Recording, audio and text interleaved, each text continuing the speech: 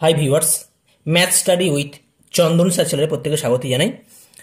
আজকে আমরা দ্বাদশ শ্রেণীর গণিতের উপর যে চ্যাপ্টার নিয়ে আলোচনা করব, direction cosine and direction ratio, অর্থাৎ দিক কোসাইন ও দিক অনুপাত।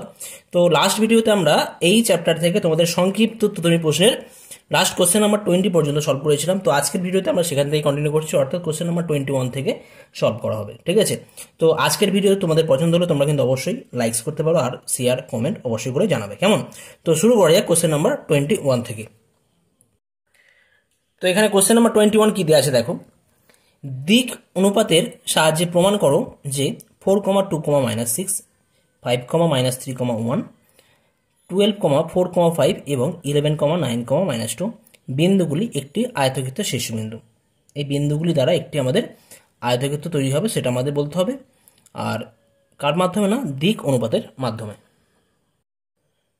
তো এখানে আমরা কি করব, প্রথমে ধরে নেব চারটি বিন্দু, যথাক্রমে হচ্ছে এ 4,2,-6, বি 5,-3,1 এবং সি 12,4,5 এবং ডি 11,9,-2।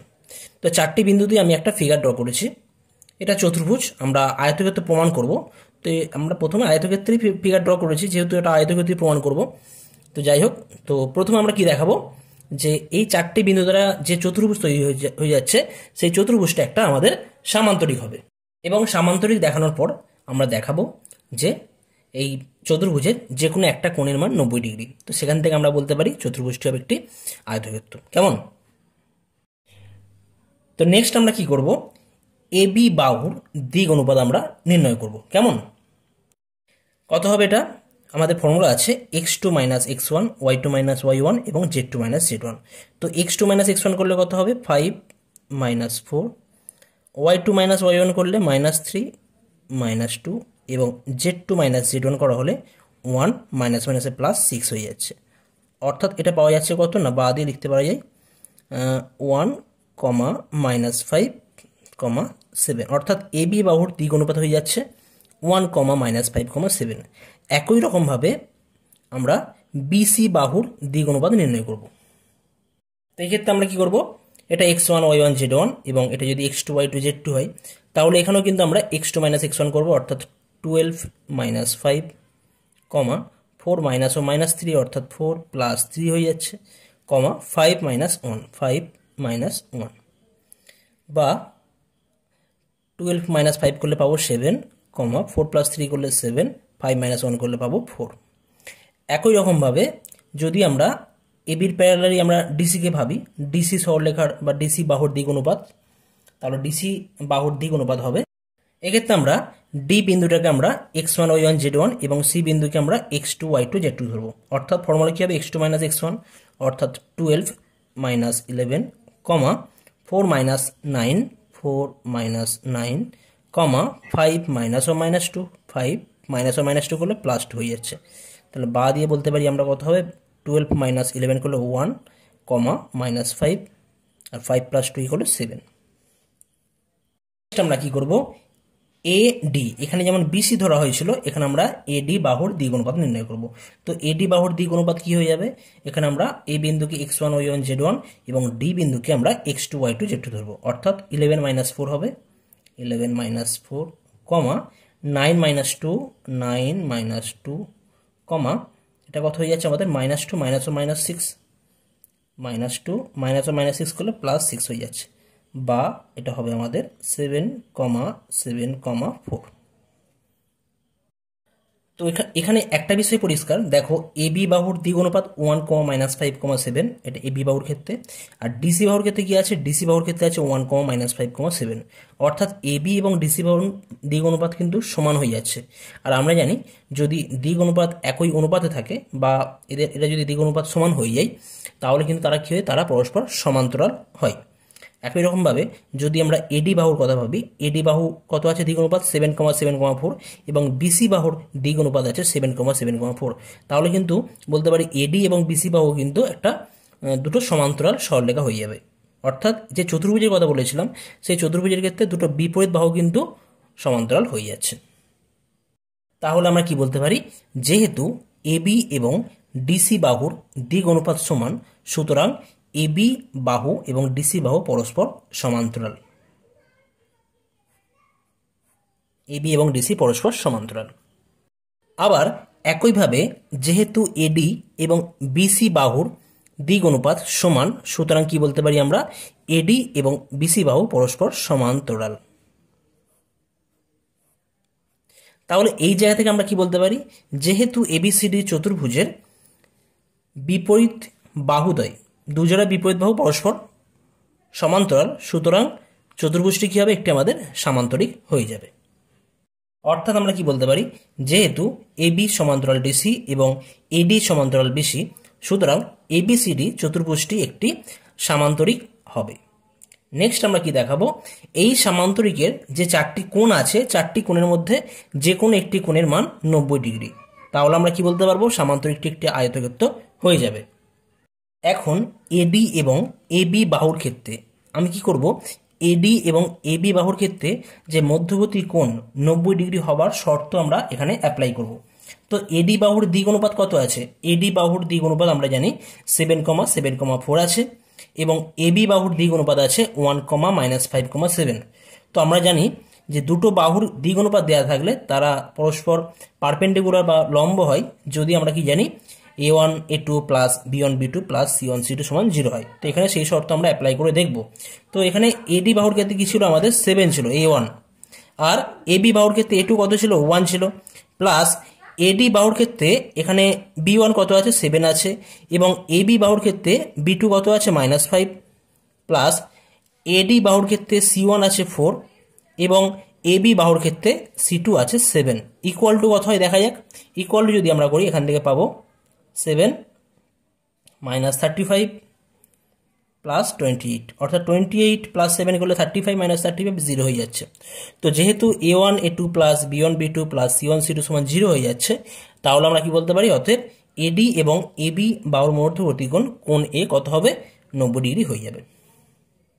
সুতরাং আমরা কি বলতে পারি, এডি এবং এবি বাহুর মধ্যবর্তী কোণ কত হবে, এখানে কোণ এ বলতে গেলে কোণ ডিএবি এর মান 90 ডিগ্রি। তো যেহেতু এবিসিডি একটি সামান্তরিক এবং একটি কোণ ডিএবি মান 90 ডিগ্রি হয়ে যাচ্ছে, সুতরাং এবিসিডি সামান্তরিকটি কি হয়ে যাবে, একটি আয়তক্ষেত্র হয়ে যাবে। অর্থাৎ প্রদত্ত বিন্দু চারটি একটি আয়তক্ষেত্রের শীর্ষবিন্দু হবে। এটাই আমাদের প্রমাণ করতে বলা হয়েছিল, তো আমরা সেটা প্রমাণ করলাম। ওকে, নেক্সট আসে যাক কোশ্চেন নাম্বার 22। কোশ্চেন নাম্বার 22 কি দেওয়া আছে দেখো, দিক সংখ্যার সাহায্যে দেখাও যে পি 4,7,8, কিউ 2,3,4, আর -1, -2,1 এবং এস 1,2,5 বিন্দুগুলি একটি সামান্তরিক শীর্ষবিন্দু। তো এটা আমার প্রথম পার্টে দেখাতে হবে, এটা আমাদের সামান্তরিক। ওকে, আর সেকেন্ড পার্টে কি দেখাতে হবে, সামান্তরিকটি কি একটা আয়তক্ষেত্র হবে, সেটা আমাদের ভেরিফাই করতে হবে। তো এই কোশ্চেনটা কিন্তু আমাদের কোশ্চেন নাম্বার 21 এর মতো সেম অ্যাজ, অর্থাৎ ফার্স্ট পার্ট যেটা আছে সামান্তরিকের শীর্ষবিন্দু, তোমরা পি কিউ বাহু দেখাও, পি কিউ আর এস যদি করো সেক্ষেত্রে পি কিউ বাহুর দিক অনুপাত নির্ণয় করবে এবং এস আর বাহুর দিক অনুপাত নির্ণয় করবে, সেই দুটো দেখাবে সমান। আবার পি কিউ এর পরে এখানে কিউ আর পি এস এই দুটো বাহুর দিক অনুপাত নির্ণয় করবে, সেগুলো সমান দেখাবে। তো যেহেতু দিক অনুপাত সমান, সুতরাং সেই জায়গা থেকে বলতে পারো দুটো যে চতুর্ভুজ হবে, চতুর্ভুজটা একটা সামান্তরিক হয়ে যাবে। আর কি দেখানো হবে নেক্সট পার্ট, যেটা আয়তক্ষেত্রের জন্য। তো তোমরা এখানে আমি যেমন আগে করেছিলাম এবি এবং এডি বাহুর ক্ষেত্রে যে কোণ 90 ডিগ্রি হয়েছিল, তো এখানে তোমরা দেখাবে প্রত্যেকটা বাহুর, মানে এখানে আমাদের কত জোড়া বাহু আছে, মানে চারটে যে বাহু আছে, চারটে বাহুর ক্ষেত্রে প্রত্যেকটা কোণের ক্ষেত্রে মানে পারপেন্ডিকুলার হওয়ার কন্ডিশন তোমরা অ্যাপ্লাই করবে। অর্থাৎ a1 a2 b1 b2 c1 c2 apply করে দেখবে যে কোনো কোণের ক্ষেত্রে আমাদের a1 a2 b1 b2 c1 c2 value 0 হচ্ছে না। তো যদি 0 না হয় তার মানে কোনো কোণই কিন্তু এখানে 90 ডিগ্রি হবে না। তো সেই বিষয়টা তোমরা চারটে কোণের ক্ষেত্রে চেক করবে। আমি যেমন আগের অঙ্কটার ক্ষেত্রে একটা কোণ চেক করে বলেছিলাম 90 ডিগ্রি, সুতরাং সামান্তরিক হচ্ছে। তো তোমরা আয়তক্ষেত্র হচ্ছে। তো তোমরা এখানে সামান্তরিক দেখানোর পর সেকেন্ড পার্টে তোমরা প্রত্যেকটা কোণ চেক করে দেখবে যে কোনো কোণই কিন্তু এখানে পারপেন্ডিকুলার হওয়ার যে শর্ত সেটা স্যাটিসফাই করছে না, নট ইকুয়াল টু 0 হচ্ছে। সুতরাং বলবে এটা কোনো আয়তক্ষেত্র তৈরি হবে কি হবে না সেটা বুঝতে পারবে। ওকে, তো কোশ্চেন নাম্বার 22 এটা আমি তোমাদের হোমওয়ার্ক দিলাম। আসছি কোশ্চেন নাম্বার 23। কোশ্চেন নাম্বার 23 কি দেওয়া আছে দেখো, এখানে বলা আছে যে মনে করো দুটি সরলরেখার দিক অনুপাত সমূহ যথাক্রমে L1, M1, N1 এবং L2, M2, N2, তাহলে প্রদত্ত সরলরেখাদ্বয়ের ওপর লম্ব সরলরেখার দিক অনুপাত নির্ণয় করতে হবে। এই দুটো সরলরেখার ওপর যে সরলরেখা লম্ব আছে তার দিক অনুপাত এখানে কিন্তু আমাদের নির্ণয় করতে হবে। তো এখানে প্রদত্ত দেওয়া রয়েছে প্রদত্ত সরলরেখাদ্বয়ের দিক অনুপাত যথাক্রমে L1 M1 N1 এবং L2 M2 N2। কেমন, এটা আমাদের দেওয়া রয়েছে। নেক্সট আমরা ধরে নিচ্ছি যে ধরি প্রদত্ত সরলরেখাদ্বয়ের ওপর লম্ব সরলরেখার দিক অনুপাত সমূহ L, M, N। এটা আমরা জাস্ট ধরে নিলাম। কেমন, আচ্ছা এখন যেহেতু লম্ব প্রদত্ত সরলরেখার ওপর লম্ব সরলরেখার দিক অনুপাত L, M, N, তো অর্থাৎ এই সরলরেখার ওপর সরলরেখা লম্ব আছে যার দ্বিগুণ অনুপাত এত, অর্থাৎ এই সরলরেখার উপর একটা সরলরেখা লম্ব যার দ্বিগুণ অনুপাত এত। তার মানে কি বলতে পারি, এই সরলরেখা এবং এই সরলরেখা পরস্পর লম্ব, তাহলে আর এদের দ্বিগুণ অনুপাত দেওয়া রয়েছে, এটাও দ্বিগুণ অনুপাত এটাও দ্বিগুণ অনুপাত। তাহলে এখান থেকে কি বলতে পারি, A1 A2 plus B1 B2 plus C1 C2 equal to কি হবে, 0 হবে। তো সেই কন্ডিশন আমরা এখানে লিখব, কি লিখব, L1 L plus M1 M plus N1 N equal to 0। একই রকমভাবে এই সরলরেখা এবং এই সরলরেখা পরস্পর লম্ব, অর্থাৎ এর উপরে তো লম্ব বলা আছে তাই না, এই সরলরেখা, অর্থাৎ এই সরলরেখা যার দ্বিগুণ অনুপাত দেওয়া রয়েছে এবং এই সরলরেখা যেটা আমাদের নির্ণয় করতে হবে যার দ্বিগুণ অনুপাত এটাও লম্ব। তাহলে এখান থেকে বলতে পারি, কি বলতে পারি, A1 A2 plus B1 B2 plus C1 C2 সমান 0, অর্থাৎ L2 L plus M2 M plus N2 N equal to 0। Numbering করলাম 1, নাম্বারিং 2। সুতরাং এখন আমরা 1 নম্বর এবং 2 নম্বর যে আমাদের রিলেশন রয়েছে এখান থেকে আমরা কি পাবো, এদের আমরা ক্রস মাল্টিপ্লিকেশন করব। কেমন, তো আমাদের যে রুলস আছে L বাই একটা টার্ম পাবো ইকুয়াল টু M বাই একটা টার্ম পাওয়া যাবে এবং N বাই একটা টার্ম পাবো আমরা। তো ক্রস মাল্টিপ্লিকেশনের যে রুলস আছে সেই হিসেবে করব। তো প্রথমে L এর জন্য কি করব, আমরা M1 দিয়ে স্টার্ট করব। তো M1 এর সাথে N2 কে রাখবো, অর্থাৎ M1 N2 minus M2 N1 N1 দিয়ে শেষ করলাম। আবার M এর জন্য কি হবে, N1 দিয়ে স্টার্ট করতে হবে, অর্থাৎ N1 সাথে কোনাকুনি এখানে L2, এইটা পুরো বাদ যাবে। কেমন, N1 এর সাথে L2 কে রাখা হবে মাইনাস N2 এর সাথে L1 N2 L1। Next L1 এ শেষ করলাম, এবার এটাকে আমরা বাদ দেবো। বাদ দিলে কত হবে, এখান দিয়ে স্টার্ট করলে L1 M2, N এর জন্য পাবো L1 M2 minus L2 M1 L2 M1। একটা বিষয় খেয়াল রাখবে, যেখানে শেষ হবে সেখান দিয়ে শুরু হবে। তো অর্থাৎ আমরা কিন্তু এখানে কিন্তু রেশিওগুলো পেয়ে যাচ্ছি, L M N এদের রেশিও কত হয়ে যাচ্ছে না, M1 N2 minus M2 N1 N1 L2 minus N2 L1 আর L1 M2 minus L2 M1। তো এই জায়গা থেকে আমরা বলতে পারি যে ডিরেকশন কোশ্চেনগুলো কিন্তু ডিরেকশন রেশিও বা দিক অনুপাতগুলো কিন্তু এদের সাথে অনুপাতে রয়েছে।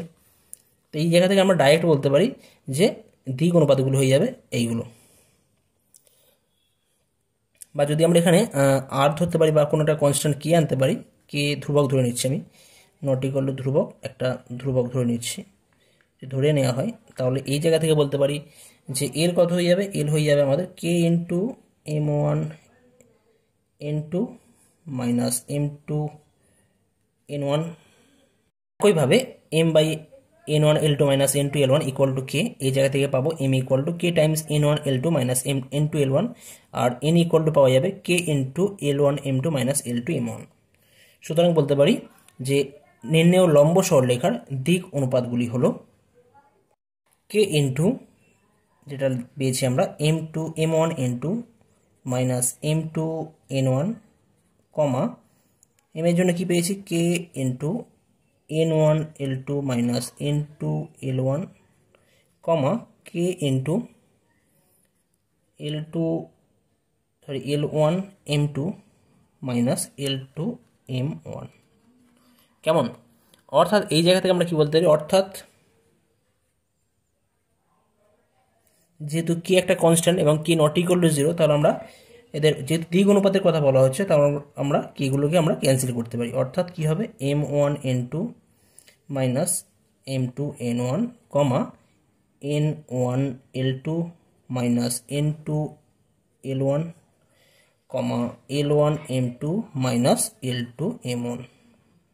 কেন করতে পারলাম, যেহেতু কে নট ইকুয়াল টু 0 আমরা ধরেছিলাম। তো এটাই কিন্তু আমাদের কমপ্লিট অ্যান্সার হয়ে যাচ্ছে। ওকে, নেক্সট আসে যাক কোশ্চেন নাম্বার 24। কোশ্চেন নাম্বার 24 কী দিয়ে আছে দেখো, মনে করো পি যার স্থানাঙ্ক -9,4,5 এবং কিউ যার স্থানাঙ্ক 11,0,-1 দুটি প্রদত্ত বিন্দু, পি আর কিউ দুটো প্রদত্ত বিন্দু দেওয়া রয়েছে। যদি ও মূলবিন্দু এবং ওএন সরলরেখা পি কিউ সরলরেখার উপর লম্ব হয়, তো ওএন সরলরেখা পি কিউ এর উপর লম্ব হয়, তবে এন বিন্দুর স্থানাঙ্ক এখানে নির্ণয় করতে হবে। তো এই ধরনের প্রবলেম কিন্তু আমরা আগের ভিডিওতে একটা বানিয়েছিলাম, তো তা সত্ত্বেও আমি এই ভিডিওতে বলে দিচ্ছি, ডিসক্রাইব করছি কীভাবে করতে হবে। তো এখানে পরিষ্কার দেখো, ও এন সরলরেখার ও বিন্দুর স্থানাঙ্ক তোমরা জানো, মূল বিন্দু যেহেতু, তাহলে ও বিন্দুর স্থানাঙ্ক হবে 0,0,0 0,0,0 আমরা লিখে রাখতে পারি। তো যেহেতু ও এন সরলরেখা পি কিউ সরলরেখার ওপর লম্ব, সুতরাং এন বিন্দুটি পি কিউ সরলরেখার ওপর অবস্থিত হবে। অবশ্যই এটা ক্লিয়ার, তাই তো? অবশ্যই এন বিন্দু পি কিউ সরলরেখার ওপরই থাকবে। তো ধরি এন বিন্দুটি পি কিউ সরলরেখাকে, এখানে কিন্তু পি কিউ রেখাংশ আছে আর কি, ওই জন্য আমরা P Q bar sign use করছি। পি কিউ সরলরেখাকে বা সরলরেখাংশকে λ1, আমরা অনেক ক্ষেত্রে এটা 1:λ করে থাকি, অসুবিধা নেই, যে আমাদের কিন্তু ধরতে হবে λ নট ইকুয়াল টু 0 আর λ not equal to -1, λ not equal -1, এটা ধরে আমাদের এগোতে হবে। কেমন? তো অনুপাতে বিভক্ত করেছে, কি ধরেছে, কি অনুপাতে না, λ1 অনুপাতে পি কিউ সরলরেখাংশকে এন বিন্দু বিভক্ত করেছে। তাহলে এই জায়গা থেকে আমরা কি বলতে পারি, যে সুতরাং এই জায়গা থেকে আমরা কি বলতে পারি, তাহলে এন বিন্দুর স্থানাঙ্ক কি হয়ে যাবে, যেহেতু পি আর কিউ আছে, আর পি আর কিউকে আমাদের যে এন বিন্দু কি অনুপাতে ভাগ করেছে না, λ1 অনুপাতে অন্তর্বিভক্ত করেছে, এখানে কিন্তু অন্তর্বিভক্ত করেছে, তাই তো? তাহলে এন বিন্দুর স্থানাঙ্ক কত হয়ে যাবে, 11-এর সাথে ল্যামডা রাখবো, অর্থাৎ 11 λ প্লাস 1 × -9, 1 × -9, অর্থাৎ -9 পাবো, ডিভাইড বাই কত হবে, λ+1, λ+1 করা হয়েছে। নেক্সট কত হবে, 11 × 0 প্লাস 4 × 1, অর্থাৎ জাস্ট 4 পাবো, নিচে λ+1, তারপরে 11 × -1 অর্থাৎ λ1 অর্থাৎ -λ প্লাস 5 × 1 করলে +5, আর নিচে λ+1 পাবো। নেক্সট আমরা কি করব, এই ওএন সরলরেখা যে আছে, ওএন সরলরেখার দিক অনুপাত আমরা নির্ণয় করব, ওএন সরলরেখার দিক অনুপাত নির্ণয় করব। তো ওএন সরলরেখার ক্ষেত্রে যদি আমরা এটাকে x1 y1 z1 এবং এন বিন্দুর স্থানাঙ্ক যেটা আছে এটাকে আমরা x2 y2 z2 বলি, তাহলে ওএন সরলরেখার দিক অনুপাত কি হবে, x2 - x1, অর্থাৎ x2 - x1, -0 করলে -0 হয়ে যাবে, y2 - y1 আর z2 - z1 করলে কিন্তু জাস্ট -0 হয়ে যাচ্ছে, অর্থাৎ এইটাই থাকবে। অর্থাৎ বলতে পারি ওএন সরলরেখার দিক অনুপাত হয়ে যাবে কিন্তু এটা। কেমন? একইভাবে যদি আমরা পি এবং কিউ বাহুর কথা ভাবি বা পি কিউ সরলরেখার কথা ভাবি, তাহলে পি কিউ সরলরেখার দিক অনুপাত কত হবে না, 11 - 1 -9, মানে x2 - x1, y2 - y1, z2 - z1, এটা কিন্তু কত হয়ে যাবে, 11 - 1 -9 করলে 20, 0 - 4 -4, -1 - 5 অর্থাৎ -6। তাহলে আমরা ওএন সরলরেখার দিক অনুপাত পেয়ে গেলাম এবং পি কিউ সরলরেখার দিক অনুপাত পেয়ে গেলাম। এখন কি বলা আছে, যে ওএন সরলরেখা পি কিউ এর উপর লম্ব, তো লম্ব হলে আমাদের যে শর্ত আছে দিক অনুপাতের a1 a2 plus b1 b2 plus c1 c2 = 0, তো সেই জায়গাটা সেই কন্ডিশন আমরা ইউজ করবো এবং ল্যামডার ভ্যালু বার করব। তো যেহেতু O N perpendicular to P Q সরলরেখা, সুতরাং আমরা বলতে পারি আগের মতনই a1 a2 plus b1 b2 plus c1 c2 = 0। এখান থেকে যদি আমরা ক্যালকুলেশন করি 20 × 11 করলে 220 ল্যামডা, মাইনাস 9 × 20 করলে 180, 4 × -4 করলে -16, আর মাইনাস ল্যামডা ইন্টু -6 করলে 6 ল্যামডা, আর মাইনাস প্লাসে মাইনাস 5 6 30 হয়ে যাচ্ছে।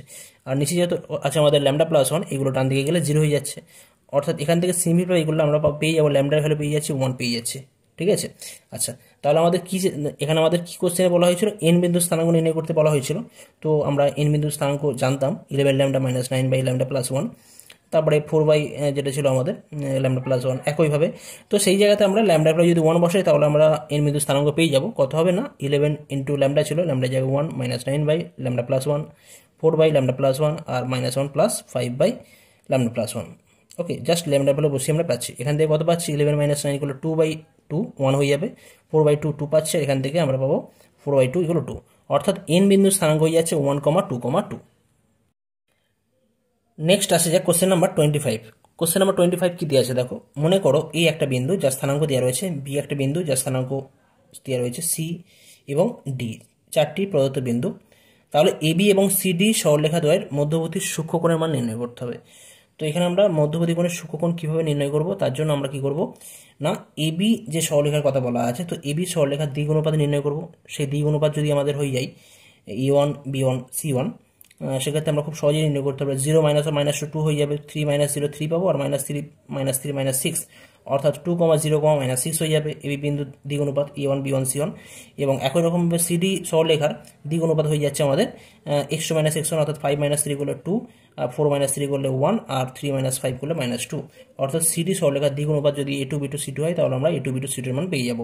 তাহলে এখন যদি মধ্যবর্তী সূক্ষ্মকোণের মান থিটা হয়, তাহলে আমরা যে ফর্মুলা আছে cos θ = mod of A1 A2 plus B1 B2 plus C1 C2 whole divide by √ of A1 square plus B1 square plus C1 square into √ of A2 square plus B2 square plus C2 square. এই formula apply করলে কিন্তু আমাদের answer হয়ে যাবে। এখানে যেহেতু সূক্ষ্মকোণের কথা বলা আছে, তাই আমরা এখানে মড ভ্যালু ইউজ করব। তো এই অঙ্কটা তোমরা নিজেরা করে নেবে, কেমন? এটা তোমাদের আমি হোমওয়ার্ক দিলাম। তো আজকের ভিডিওতে আমি এই পর্যন্তই করলাম। পরবর্তী ভিডিওতে এরপর থেকে আমরা কন্টিনিউ করব। ওকে, আজকের ভিডিও পছন্দ হলে তোমরা অবশ্যই কিন্তু লাইক, শেয়ার এবং কমেন্ট করবে, কেমন? ওকে, থ্যাংক ইউ সো মাচ।